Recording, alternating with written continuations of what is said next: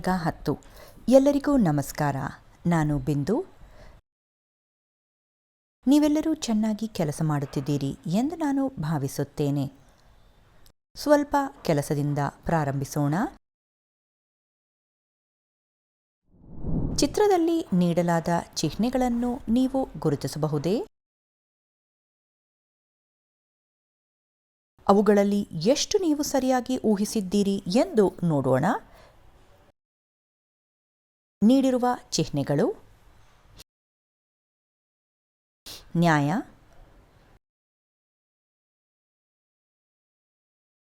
ಕಾನೂನುಗಳು, ರಕ್ಷಣೆ, ನಿಯಮಗಳು, ಭದ್ರತೆ, ಸಂಸ್ಥೆ, ಕಚೇರಿ.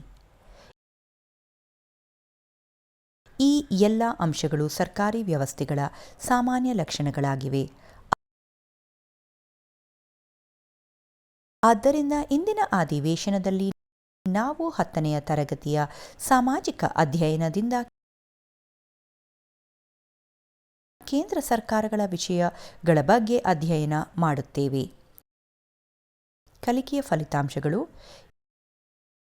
ಈ ಅಧಿವೇಶನದ ಅಂತ್ಯದ ವೇಳೆಗೆ ನೀವು ಇದರ ಬಗ್ಗೆ ಕಲಿಯುವಿರಿ. ಸರ್ಕಾರ ಎಂದರೇನು? ಭಾರತದ ರಾಷ್ಟ್ರಪತಿ, ಉಪಾಧ್ಯಕ್ಷ, ಪ್ರಧಾನಮಂತ್ರಿ, ಭಾರತದ ಸಂಸತ್ತು, ಭಾರತದ ಅಟಾರ್ನಿ ಜನರಲ್, ನ್ಯಾಯಾಂಗ. ಕೀವರ್ಡ್ಗಳು: 1. ಸರ್ಕಾರ, ದೇಶ ಅಥವಾ ರಾಜ್ಯವನ್ನು ಆಳುವ ಅಧಿಕಾರ ಹೊಂದಿರುವ ಜನರು.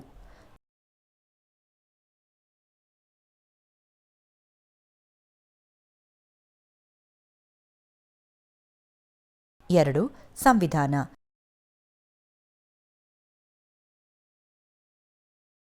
ಸಂವಿಧಾನವು ಒಂದು ದೇಶ ಅಥವಾ ರಾಜ್ಯವನ್ನು ಹೇಗೆ ನಡೆಸುತ್ತದೆ ಎಂಬುದನ್ನು ನಿರ್ಧರಿಸುವ ಮೂಲಭೂತ ನಿಯಮಗಳ ಗುಂಪಾಗಿದೆ.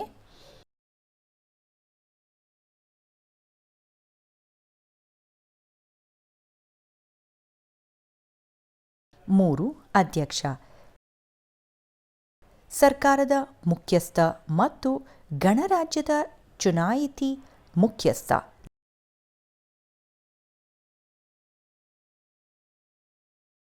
4. ಪ್ರಧಾನಮಂತ್ರಿ, ಸರ್ಕಾರದ ಕಾರ್ಯನಿರ್ವಾಹಕ ಶಾಖೆಯ ಮುಖ್ಯಸ್ಥ. ಮಂತ್ರಿಗಳ ಪರಿಷತ್ತಿನ ಸದಸ್ಯರನ್ನು ನೇಮಿಸುವ ಮತ್ತು ವಜಾ ಮಾಡುವ ಅಧಿಕಾರವನ್ನು ಅವನು ಅಥವಾ ಅವಳು ಹೊಂದಿರುತ್ತಾರೆ.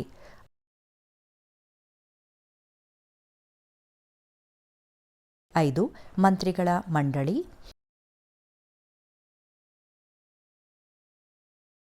ದೇಶದ ಅಭಿವೃದ್ಧಿಗೆ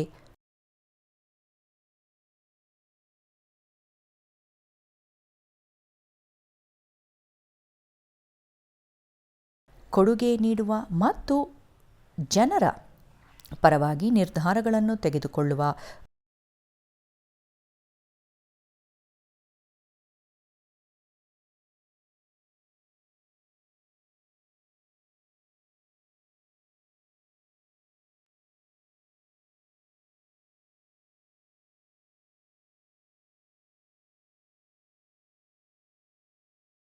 ಕೇಂದ್ರ ಸರ್ಕಾರ ಎಂದರೇನು? ನವದೆಹಲಿಯಲ್ಲಿರುವ ಭಾರತದ ಕೇಂದ್ರ ಸರ್ಕಾರವು ನಮ್ಮ ದೇಶದಲ್ಲಿ ಅತ್ಯುನ್ನತ ಅಧಿಕಾರವನ್ನು ಹೊಂದಿದೆ. ಭಾರತೀಯ ಸಂವಿಧಾನದ 52ರಿಂದ 78ನೇ ವಿಧಿಗಳಲ್ಲಿ ಚರ್ಚಿಸಿದಂತೆ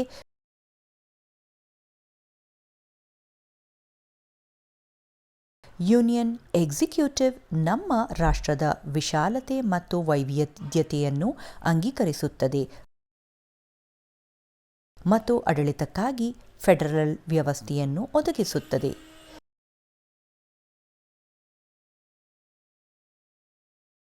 ಕೇಂದ್ರ ಸರ್ಕಾರವು ಯೂನಿಯನ್ ಕಾರ್ಯನಿರ್ವಾಹಕ ಶಾಸಕಾಂಗ ಮತ್ತು ನ್ಯಾಯಾಂಗದಿಂದ ಕೂಡಿದೆ.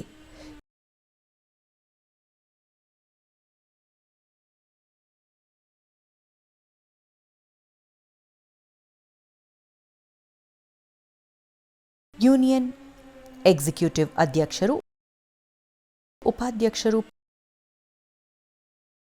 ಪ್ರಧಾನಮಂತ್ರಿ ನೇತೃತ್ವದ ಮಂತ್ರಿ ಮಂಡಳಿ ಮತ್ತು ಅಟಾರ್ನಿ ಜನರಲ್ ಅನ್ನು ಒಳಗೊಂಡಿರುತ್ತದೆ.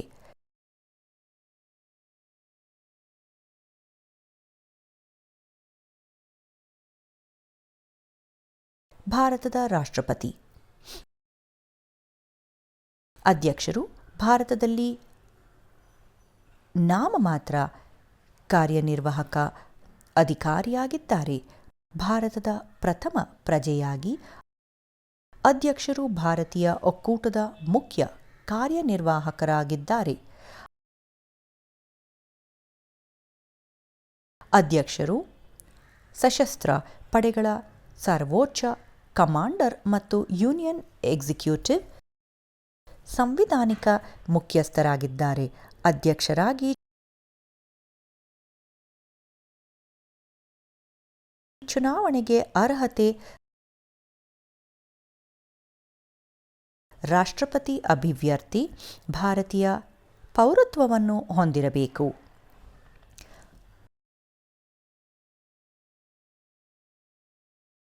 ಆದ್ಯಕೀಯ ಅಭಿವೃದ್ಧಿಯ ವಯಸ್ಸು ಕನಿಷ್ಠ 35 ವರ್ಷಗಳಾಗಿರಬೇಕು. ಅಭ್ಯರ್ಥಿಯು ಯಾವುದೇ ಸರ್ಕಾರಿ ಲಾಭದಾಯಕ ಕಚೇರಿಯನ್ನು ಹೊಂದಿರಬಾರದು. ಅಧ್ಯಕ್ಷರ ಆಯ್ಕೆ ಅನುಪಾತದ ಪ್ರತಿನಿಧಿತ್ವ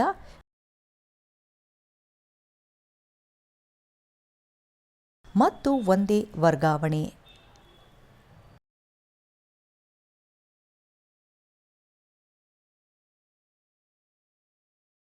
ಮತವನ್ನು ಬಳಸಿಕೊಂಡು ಚುನಾವಣಾ ಕಾಲೇಜಿನಿಂದ ಅಧ್ಯಕ್ಷರನ್ನು ಆಯ್ಕೆ ಮಾಡಲಾಗುತ್ತದೆ. ಸಂಸತ್ತಿನ ಸದಸ್ಯರು ಚುನಾವಣಾ ಕಾಲೇಜಿನ ಭಾಗವಾಗಿದ್ದಾರೆ. ರಾಷ್ಟ್ರಪತಿಗಳು ಆಯ್ಕೆಯಾದ ನಂತರ ಭಾರತದ ಮುಖ್ಯ ನ್ಯಾಯಾಧೀಶ ಮುಂದೆ ಪ್ರಮಾಣ ವಚನ ಸ್ವೀಕರಿಸಬೇಕಾಗುತ್ತದೆ.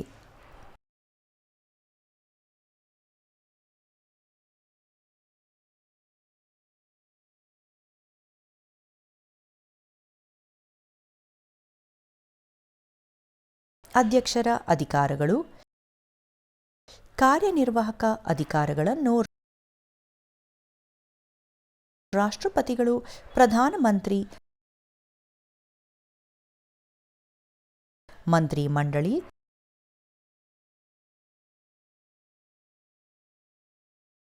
ರಾಜ್ಯಗಳ ರಾಜ್ಯಪಾಲಕರು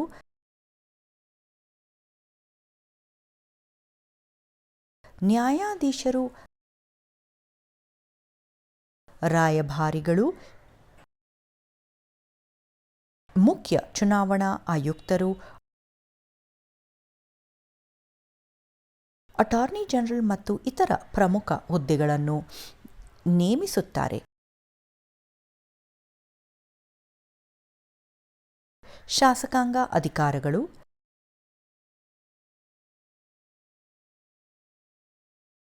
ಅಧ್ಯಕ್ಷರು ವಾರ್ಷಿಕವಾಗಿ ಸಂಸತ್ತಿನಲ್ಲಿ ಭಾಷಣ ಮಾಡುತ್ತಾರೆ. ಸಿಂಹಾಸನದ ಭಾಷಣದಂತೆ ರಾಷ್ಟ್ರಪತಿಗಳು ಮಸೂದೆ ಸಂದೇಶಗಳಿಗಾಗಿ ವರ್ಷಕ್ಕೆ 2 ಬಾರಿ ಸಂಸತ್ತನ್ನು ಕರೆಯಬಹುದು.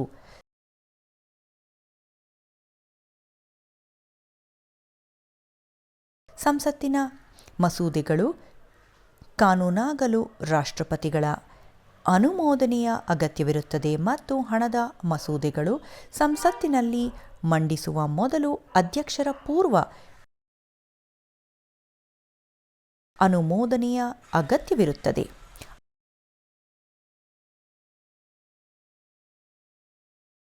ಆರ್ಥಿಕ ಶಕ್ತಿ ಹಣಕಾಸು ಸಚಿವರು ವಾರ್ಷಿಕ ಬಜೆಟ್ ಅನ್ನು ಲೋಕಸಭೆಗೆ ಮಂಡಿಸುತ್ತಾರೆ.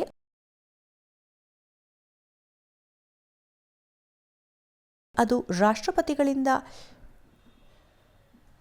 ಪೂರ್ವಾನುಮೋದನೆಯಾಗಿದೆ. ರಾಷ್ಟ್ರಪತಿಗಳು ಭಾರತದ ಆಕಸ್ಮಿಕ ನಿಧಿಯ ಮೇಲೆ ಅಧಿಕಾರವನ್ನು ಹೊಂದಿದ್ದಾರೆ.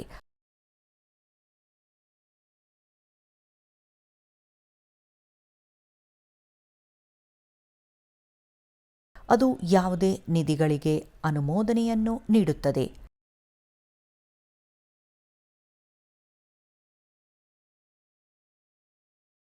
ಪ್ರತಿ 5 ವರ್ಷಗಳಿಗೊಮ್ಮೆ ಅಧ್ಯಕ್ಷರು ಹಣಕಾಸು ಆಯೋಗವನ್ನು ಸ್ಥಾಪಿಸುತ್ತಾರೆ.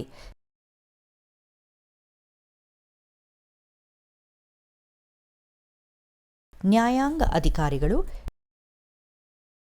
ಭಾರತೀಯ ಸಂವಿಧಾನದ 72ನೇ ವಿಧಿಯು ರಾಷ್ಟ್ರಪತಿಗಳಿಗೆ ಶಿಕ್ಷೆಯನ್ನು ಕ್ಷಮಾದಾನ ಮಾಡುವ ಅಥವಾ ಬದಲಾಯಿಸುವ ಅಧಿಕಾರವನ್ನು ನೀಡುತ್ತದೆ ಮತ್ತು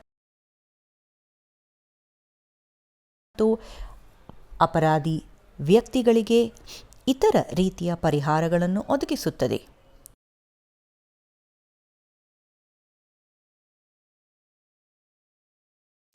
ಮಿಲಿಟರಿ ಅಧಿಕಾರಿಗಳು ಸಂವಿಧಾನದ ಪರಿಚ್ಛೇದ 53(2) ಪ್ರಕಾರ ಅಧ್ಯಕ್ಷರು ಒಕ್ಕೂಟದ ರಕ್ಷಣಾ ಪಡೆಯ ಮೇಲೆ ಅತ್ಯುನ್ನತ ಅಧಿಕಾರವನ್ನು ಹೊಂದಿದ್ದಾರೆ. ಈ ಅಧಿಕಾರದ ವ್ಯಾಯಾಮವನ್ನು ಕಾನೂನು ನಿಯಂತ್ರಿಸುತ್ತದೆ. ಸಂವಿಧಾನದ 53(2) ವಿಧಿಯು ಒಕ್ಕೂಟದ ರಕ್ಷಣಾ ಪಡೆಯ ಸರ್ವೋಚ್ಚ ಆಜ್ಞೆಯನ್ನು ಸೂಚಿಸುತ್ತದೆ. ರಾಜತಾಂತ್ರಿಕ ಅಧಿಕಾರಿಗಳು ರಾಷ್ಟ್ರಪತಿಗಳಿಂದ ನೇಮಕಗೊಂಡ ಭಾರತೀಯ ರಾಜತಾಂತ್ರಿಕರು ವಿದೇಶದಲ್ಲಿ ಸೇವೆ ಸಲ್ಲಿಸುತ್ತಾರೆ, ಆದರೆ ವಿದೇಶಿ ರಾಜತಾಂತ್ರಿಕರನ್ನು ಭಾರತದಲ್ಲಿ ರಾಷ್ಟ್ರಪತಿಗಳು ಸ್ವೀಕರಿಸುತ್ತಾರೆ. ಅಧ್ಯಕ್ಷರನ್ನು ಭೇಟಿಯಾಗಿ ರುಜುವಾತುಗಳನ್ನು ಸಲ್ಲಿಸಿದರೆ ನಂತರವೇ ರಾಯಭಾರಿಗಳು ಅಧಿಕೃತರಾಗಿರುತ್ತಾರೆ. ವಿದೇಶಗಳೊಂದಿಗೆ ಎಲ್ಲ ಒಪ್ಪಂದಗಳು ಮತ್ತು ಒಪ್ಪಂದಗಳನ್ನು ಮಾಡಲು ಅಧ್ಯಕ್ಷರು ಜವಾಬ್ದಾರರಾಗಿರುತ್ತಾರೆ.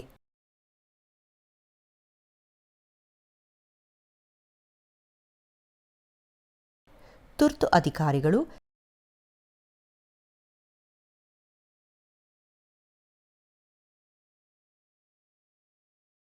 ಸಂವಿಧಾನವು ಕಾನೂನಿನ ಅಗತ್ಯಗಳ ನೆರವೇರಿಕೆಯ ಪ್ರಕಾರ ರಾಷ್ಟ್ರೀಯ ತುರ್ತು ಪರಿಸ್ಥಿತಿ ಆರ್ಟಿಕಲ್ 352, ರಾಜ್ಯ ತುರ್ತು ಪರಿಸ್ಥಿತಿ ಆರ್ಟಿಕಲ್ 356 ಮತ್ತು ಆರ್ಥಿಕ ತುರ್ತು ಸ್ಥಿತಿ ಆರ್ಟಿಕಲ್ 360 ಘೋಷಿಸಲು ಅಧ್ಯಕ್ಷರಿಗೆ ಅಧಿಕಾರ ನೀಡುತ್ತದೆ.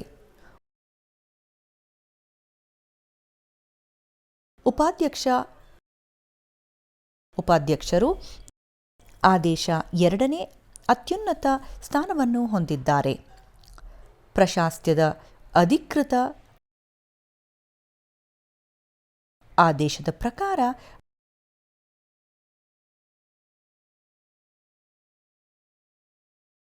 ಅಧ್ಯಕ್ಷರ ಕೆಳಗೆ ಅಮೆರಿಕದ ಉಪಾಧ್ಯಕ್ಷರು ಮಾದರಿಯಲ್ಲಿ ಉಪಾಧ್ಯಕ್ಷ ಸ್ಥಾನವು ರಾಷ್ಟ್ರದ ರಾಜಕೀಯ ಸ್ಥಿರತೆಯನ್ನು ಖಾತರಿಪಡಿಸುತ್ತದೆ. ಉಪಾಧ್ಯಕ್ಷರಾಗಿ ಚುನಾವಣೆಗೆ ಅರ್ಹತೆ. ಉಪಾಧ್ಯಕ್ಷ ಅಭ್ಯರ್ಥಿಯು ಭಾರತದ ಪ್ರಜೆಯಾಗಿರಬೇಕು.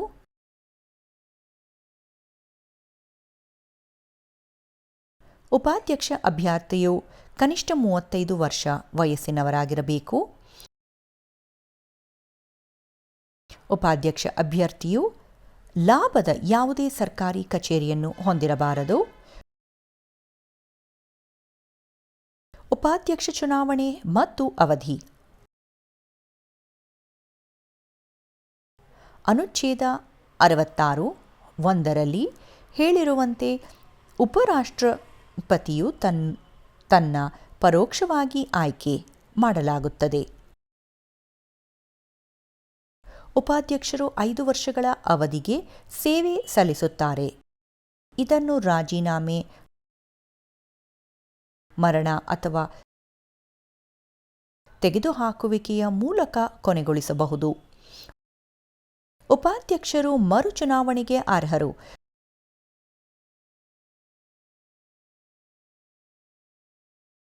ಉಪಾಧ್ಯಕ್ಷ ಕಾರ್ಯಗಳು: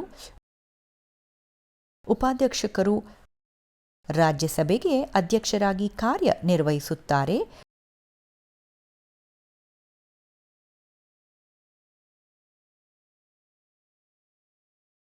ಮತ್ತು ಸದನದ ಕಲಾಪಗಳನ್ನು ಮೇಲ್ವಿಚಾರಣೆ ಮಾಡುತ್ತಾರೆ ಮತ್ತು ನಿಯಂತ್ರಿಸುತ್ತಾರೆ.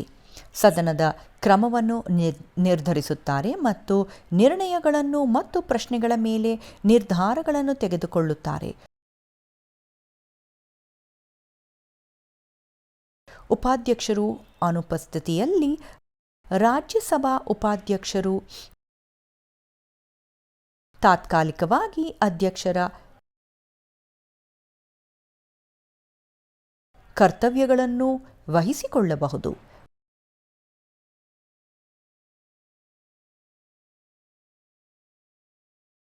ಪ್ರಧಾನಮಂತ್ರಿ ವೆಸ್ಟ್ಮಿನಿಸ್ಟರ್ ಪ್ರಜಾಪ್ರಭುತ್ವ ವ್ಯವಸ್ಥೆಯನ್ನು ಆಧರಿಸಿದ ವ್ಯವಸ್ಥೆಯನ್ನು ಅನುಸರಿಸುವ ಭಾರತದ ಪ್ರಧಾನ ಮಂತ್ರಿ ನೇತೃತ್ವದ ಮಂತ್ರಿಗಳ ಮಂಡಳಿಯಿಂದ ಭಾರತೀಯ ಅಧ್ಯಕ್ಷರು ಬೆಂಬಲವನ್ನು ಪಡೆಯುತ್ತಾರೆ.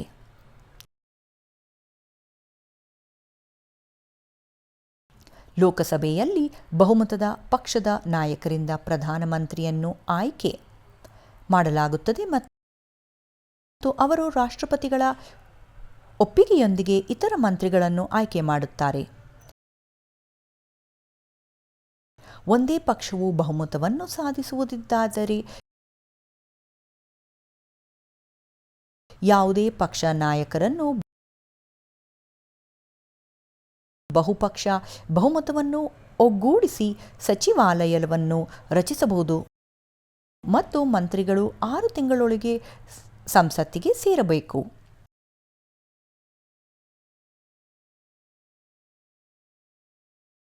ಪ್ರಧಾನಮಂತ್ರಿಯ ಕರ್ತವ್ಯಗಳು ಮತ್ತು ಕಾರ್ಯಗಳು: 78ನೇ ವಿಧಿಯು ಪ್ರಧಾನಮಂತ್ರಿಯ ಕರ್ತವ್ಯಗಳನ್ನು ವಿವರಿಸುತ್ತದೆ. ಇದರಲ್ಲಿ ಮಂತ್ರಿ ಶ್ರೇಣಿಗಳು ಮತ್ತು ಇಲಾಖೆಗಳನ್ನು ನಿಯೋಜಿಸುವುದು ಸೇರಿದೆ.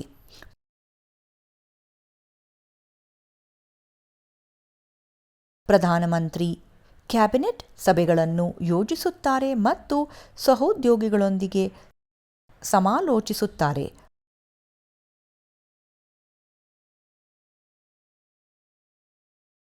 ಪ್ರಧಾನಮಂತ್ರಿಯು ಮಂತ್ರಿಗಳನ್ನು ನೋಡಿಕೊಳ್ಳುತ್ತಾರೆ ಮತ್ತು ಅಧ್ಯಕ್ಷರನ್ನು ಮಂತ್ರಿಗಳ ಮಂಡಳಿಯೊಂದಿಗೆ ಸಂಪರ್ಕಿಸುತ್ತಾರೆ.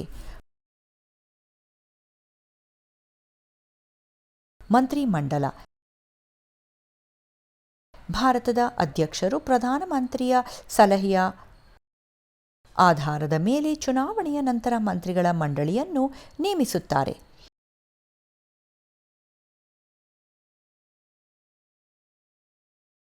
ಸಂವಿಧಾನವು ಮಂತ್ರಿಗಳ ಸಂಖ್ಯೆಯನ್ನು ಒಟ್ಟು ಲೋಕಸಭಾ ಸದಸ್ಯರ 15%ಗೆ ಸೀಮಿತಗೊಳಿಸುತ್ತದೆ.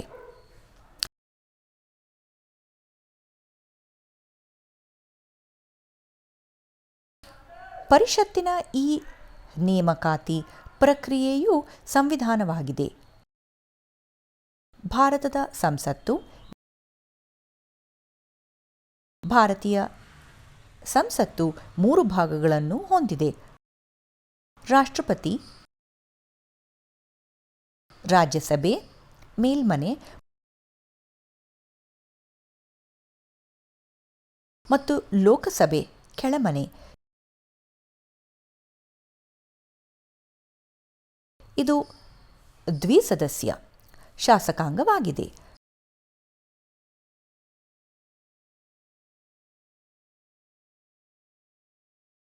ರಾಜ್ಯಸಭೆ ರಾಜ್ಯಸಭೆ ಅಥವಾ ಕೌನ್ಸಿಲ್ ಆಫ್ ಸ್ಟೇಟ್ 250 ಸದಸ್ಯರನ್ನು ಹೊಂದಿದೆ. ಅವರಲ್ಲಿ 238 ಸದಸ್ಯರು ರಾಜ್ಯಗಳು ಮತ್ತು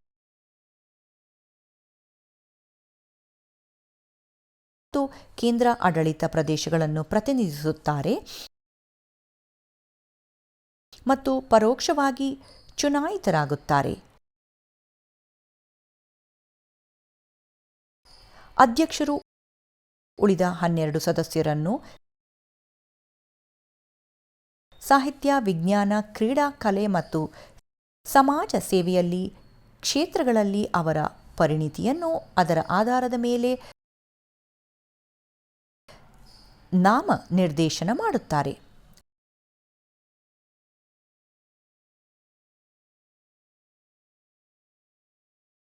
ರಾಜ್ಯಸಭೆಯ ಅವಧಿ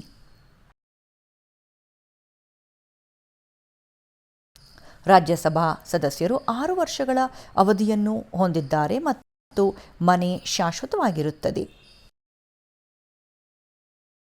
ಪ್ರತಿ 2 ವರ್ಷಗಳಿಗೊಮ್ಮೆ ರಾಜ್ಯಸಭೆಯ ಸದಸ್ಯರಲ್ಲಿ 1 ರಿಂದ 3 ಭಾಗದಷ್ಟು ಸದಸ್ಯರು ನಿವೃತ್ತರಾಗುತ್ತಾರೆ ಮತ್ತು ಹೊಸ ಸದಸ್ಯರನ್ನು ಆಯ್ಕೆ ಮಾಡಲಾಗುತ್ತದೆ.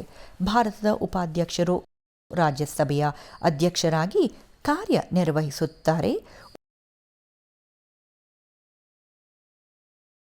ಉಪಸಭಾಪತಿಯನ್ನು ಸದಸ್ಯರು ಆಯ್ಕೆ ಮಾಡುತ್ತಾರೆ.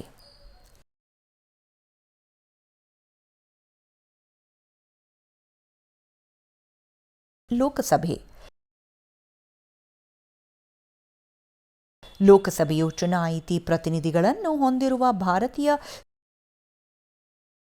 ಸಂಸತ್ತಿನ ಕೆಳಮನೆಯಾಗಿದೆ.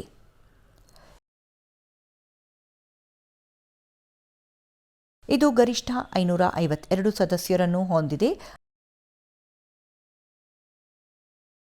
ಆದರೆ ಪ್ರಸ್ತುತ 545 ಸದಸ್ಯರನ್ನು ಹೊಂದಿದೆ. ಲೋಕಸಭೆಯ ಅವಧಿಯ ಸಮಯ ಲೋಕಸಭೆಯು 5 ವರ್ಷಗಳ ಸೇವಾ ಅವಧಿಗಳನ್ನು ಹೊಂದಿದೆ, ಆದರೆ ಪ್ರಧಾನಿಯವರ ಸಲಹೆಯ ಮೇರೆಗೆ ರಾಷ್ಟ್ರಪತಿಗಳು ಲೋಕಸಭೆಯನ್ನು ಅದರ ಅವಧಿ ಪೂರ್ಣಗೊಳ್ಳುವ ಮೊದಲು ವಿಸರ್ಜಿಸಬಹುದು. ಚುನಾವಣೆಯಲ್ಲಿ ಯಾವುದೇ ಪಕ್ಷ ಅಥವಾ ಮೈತ್ರಿ ಕೂಟಕ್ಕೆ ಬಹುಮತದ ಬೆಂಬಲ ಸಿಗದಿದ್ದರೆ ರಾಷ್ಟ್ರಪತಿಗಳು ಲೋಕಸಭೆಯನ್ನು ವಿಸರ್ಜಿಸಬಹುದು. ಲೋಕಸಭೆಯ ಆರಂಭಿಕ ವಿಸರ್ಜನೆಯಲ್ಲಿ ಪ್ರಧಾನಮಂತ್ರಿಯವರ ಸಲಹೆಯು ನಿರ್ಣಾಯಕವಾಗಿದೆ. ಲೋಕಸಭೆಯ ಕಾರ್ಯಗಳು ಲೋಕಸಭೆಯು ಹಣದ ಮಸೂದೆಗಳನ್ನು ಒಳಗೊಂಡಂತೆ ಮಸೂದೆಗಳನ್ನು ಅನುಮೋದಿಸುತ್ತದೆ ಮತ್ತು ರಾಜ್ಯಸಭೆಯಂತೆ ರಾಷ್ಟ್ರಪತಿ ಮತ್ತು ಸುಪ್ರೀಂ ಕೋರ್ಟ್ ನ್ಯಾಯಾಧೀಶ ದೋಷಾರೋಪಣೆ ಪ್ರಕ್ರಿಯೆಗಳಲ್ಲಿ ಭಾಗವಹಿಸುತ್ತದೆ. ಸಾಂವಿಧಾನಿಕ ತಿದ್ದುಪಡಿಗಳಿಗಾಗಿ ಮಸೂದೆಗಳನ್ನು ಅಂಗೀಕರಿಸುವಲ್ಲಿ ಇದು ರಾಜ್ಯಸಭೆಯೊಂದಿಗೆ ಸಮಾನ ಅಧಿಕಾರವನ್ನು ಹೊಂದಿದೆ.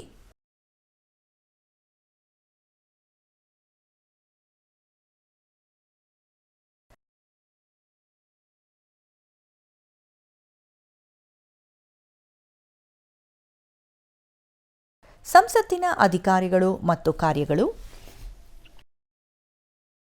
ಭಾರತೀಯ ಸಂಸತ್ತು ಕಾನೂನುಗಳನ್ನು ಮಾಡುತ್ತದೆ, ಸರ್ಕಾರವನ್ನು ಮೇಲ್ವಿಚಾರಣೆ ಮಾಡುತ್ತದೆ,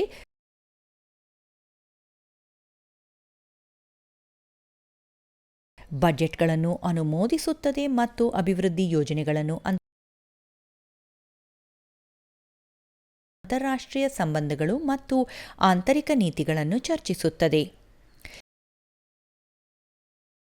ಇದು ರಾಷ್ಟ್ರಪತಿಯನ್ನು ದೋಷಾರೋಪಣೆ ಮಾಡಬಹುದಾಗಿ ಮತ್ತು ನ್ಯಾಯಾಧೀಶರು, ಮುಖ್ಯ ಚುನಾವಣಾ ಆಯುಕ್ತರು ಮತ್ತು ಭಾರತದ ಕಂಟ್ರೋಲರ್ ಮತ್ತು ಆಡಿಟರ್ ಜನರಲ್ ಅವರನ್ನು ತೆಗೆದುಹಾಕಬಹುದು. ಭಾರತದ ಅಟಾರ್ನಿ ಜನರಲ್ ಭಾರತದಲ್ಲಿ ಅಟಾರ್ನಿ ಜನರಲ್ ಅನ್ನು ರಾಷ್ಟ್ರಪತಿಗಳು ನೇಮಿಸುತ್ತಾರೆ ಮತ್ತು ಅವರು ಸುಪ್ರೀಂ ಕೋರ್ಟ್ ನ್ಯಾಯಾಧೀಶಕರಿಗೆ ಸಮಾನವಾದ ಅರ್ಹತೆಗಳನ್ನು ಹೊಂದಿರಬೇಕು.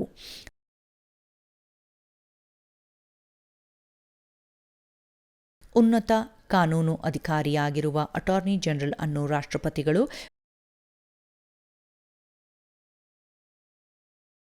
ಮಾತ್ರ ವಜಾ ಮಾಡಬಹುದು.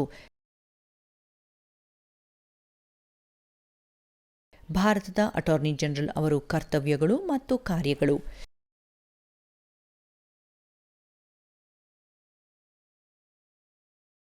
ಕಾನೂನು ಸಲಹೆಗಾಗಿ ಭಾರತ ಸರ್ಕಾರವು ರಾಷ್ಟ್ರಪತಿ ನೇಮಿಸಿದ ಅಟಾರ್ನಿ ಜನರಲ್ ಅವರನ್ನು ಸಂಪರ್ಕಿಸುತ್ತದೆ.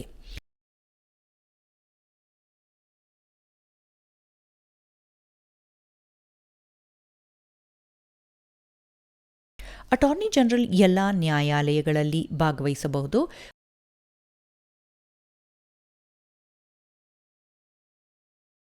ಅಟಾರ್ನಿ ಜನರಲ್ ಸಂಸತ್ತಿನಲ್ಲಿ ಮತ್ತು ಸಮಿತಿಗಳಲ್ಲಿ ಮಾತನಾಡಬಹುದು, ಆದರೆ ಮತ ಹಾಕುವಂತಿಲ್ಲ. ಅಟಾರ್ನಿ ಜನರಲ್ ಅವರು ಸಂಸತ್ತಿನ ಸದಸ್ಯರಿಗೆ ಸಮಾನವಾದ ಸವಲತ್ತುಗಳನ್ನು ಹೊಂದಿದ್ದಾರೆ. ನ್ಯಾಯಾಂಗ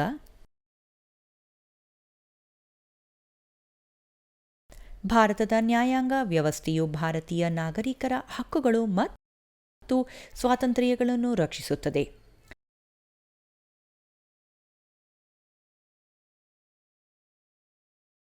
ಸುಪ್ರೀಂ ಕೋರ್ಟ್ ಸಂವಿಧಾನವನ್ನು ಎತ್ತಿ ಹಿಡಿಯುತ್ತದೆ ಮತ್ತು ರಕ್ಷಿಸುತ್ತದೆ.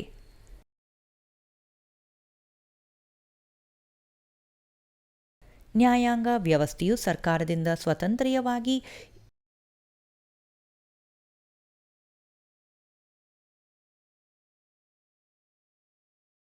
ಏಕೀಕೃತ ನ್ಯಾಯಾಂಗ ವ್ಯವಸ್ಥೆಯು ಹಕ್ಕುಗಳನ್ನು ರಕ್ಷಿಸುತ್ತದೆ ಮತ್ತು ಕಾನೂನುಗಳನ್ನು ಅರ್ಥೈಸುತ್ತದೆ. ತೀರ್ಮಾನ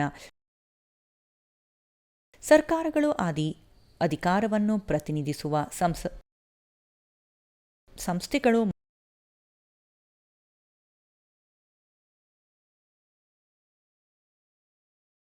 ಮತ್ತು ದೇಶದಲ್ಲಿ ನಿಯಮಗಳು ಮತ್ತು ನಿಬಂಧನೆಗಳನ್ನು ಜಾರಿಗೊಳಿಸುತ್ತವೆ.